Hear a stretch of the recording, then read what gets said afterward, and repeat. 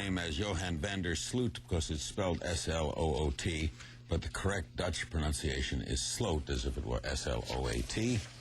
My apologies. Let's take a look at another clip taken from some 20 hours of hidden camera tape. This one involves Joran talking about a boat, a boat-owning friend he says he asked to dispose of the body. Watch. How far did you think he took her?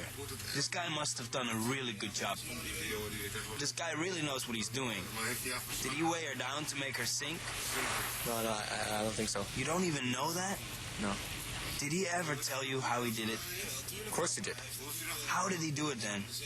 He just went out into the sea further and he just dumped her. He just threw her overboard just like that? You've been really lucky, you know? No, then you've really been lucky. That's what I say. I've been very lucky. Really lucky that he has been so stupid to do this, you know? Then you have a giant angel hanging over your head.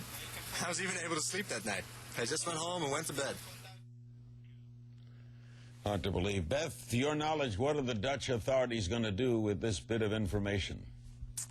Well, I think what they are planning on doing is to re-question Joran, and I'm not sure when that's taking place. Peter de Vries might have more information than that than me, but I believe they were either headed to Holland, where he is in school, to perhaps question him some more, and I think that they'd also maybe were able to secure some of his email or cell phone or computer records. So not too clear on exactly how that's going to transpire.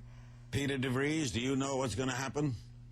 Well, Larry, I understood that Joran offered to make a statement to the police investigators today. I don't know what he has been saying there, but he made a statement, and that's a very important development because till this day Joran refused to talk to the police, and he didn't say a thing about his whereabouts that night on the beach. Beth, does this finally, at least, as such an overused term, put closure for you?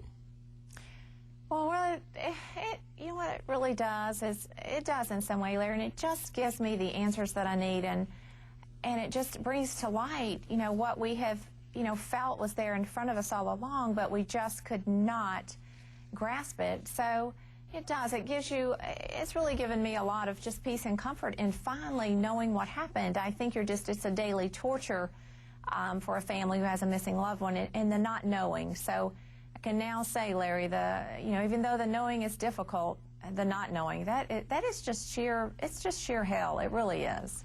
I'll bet. Let's take another look at another video clip, one some people believe offers a chilling insight into Joran's character. Watch.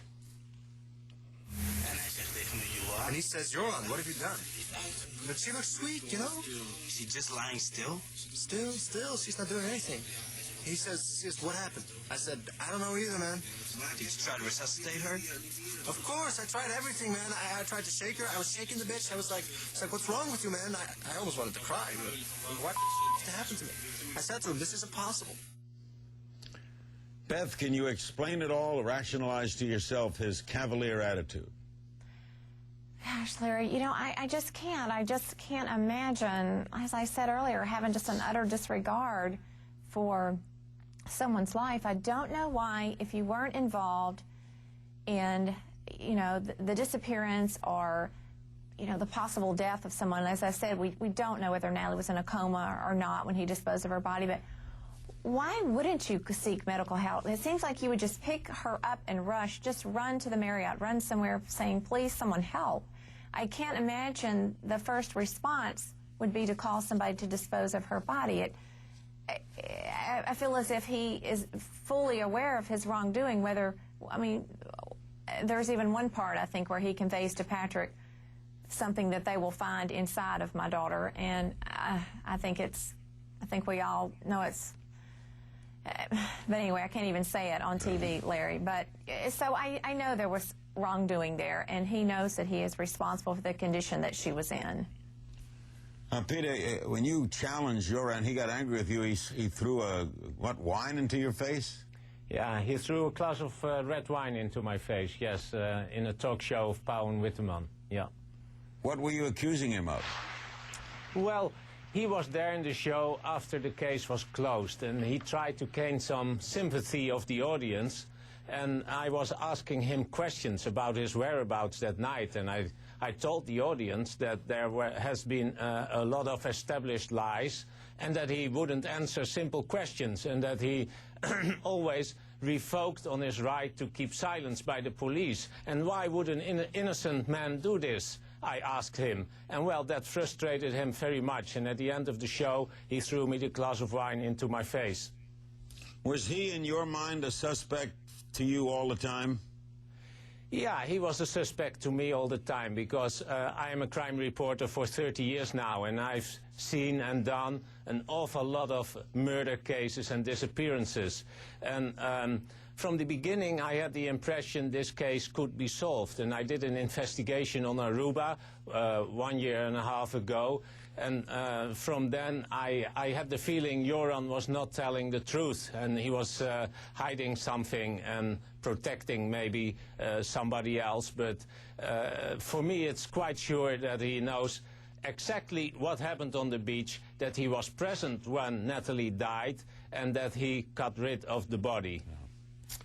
Will Joran van der Sloot's confession tape lead to a guilty verdict? That's the quick vote right now on our website, cnn.com/Larry King. You can head there right now and vote. And we'll come back. We'll talk with a private investigator who works with Joran van der Sloot's attorney. Don't go away.